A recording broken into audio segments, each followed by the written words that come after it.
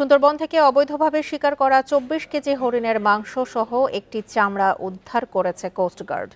শুক্রবার রাতে চাঁদপাই রেঞ্জের হারবাড়িয়া বালুর মাঠ এলাকায় অভিযান চালিয়ে মাংস ও চামড়া উদ্ধার করা হয়। দুপুরে উদ্ধার হওয়া মাংস ও চামড়া বন বিভাগের কাছে হস্তান্তর করা হয়েছে।